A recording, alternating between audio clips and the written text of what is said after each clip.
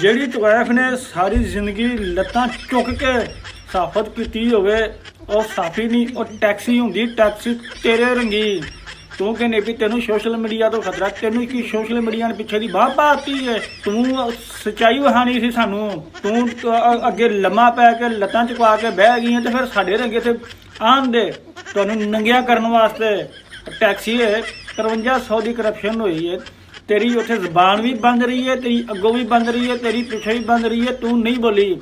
ਆ ਹੁਣ ਪੀਆਈ ਜਹਾਜ਼ ਵੀ ਕਿਹਾ ਤੇਰੀ ਜ਼ਬਾਨ ਬੰਦ ਰਹੀ ਹੈ, ਤੇਰੇ ਮੂੰਹ ਸ਼ੋਰਾ ਲੱਗ ਗਿਆ। ਪੰਜਾਬ ਦੇ ਵਿੱਚ ਚਲਾਨ ਹੁੰਦੇ ਪਏ ਨੇ। ਟੈਕਸੀ ਹੈ ਤੂੰ ਉੱਥੇ ਬੋਲੀ ਹੈ। ਟੈਕਸੀ ਹੈ ਬਲੋਚਿਸਤਾਨ ਦੇ ਹਾਲਾਤ ਵੇਖ ਕਿੰਨੇ ਹੋਏ ਫਿਰਦੇ ਨੇ। ਕਤਲੋ ਗਾਰਤ ਉੱਥੇ ਆਮ ਹੋਈ ਫਿਰਦੀ ਹੈ। ਤੂੰ ਮੂੰਹ ਚ ਲੈ ਕੇ ਚੁੱਪੇ ਲਾਣੀ ਪਈ, ਤੂੰ ਬੋਲੀ ਹੈ। ਅੱਜ ਤੂੰ ਆਣੀ ਕਹਿੰਦੀ ਪਈ ਸੋਸ਼ਲ ਮੀਡੀਆ ਸਮਾਜ ਵਾਸਤੇ ਖਤਰਾ। ਸੋਸ਼ਲ ਮੀਡੀਆ ਨੇ ਤੇਰੇ ਰੰਗੇ ਤਵੈਫਾਂ ਨੂੰ ਬਾਂਹ ਪਾ ਕੇ ਰੱਖੀ ਹੋਈ ਹੈ।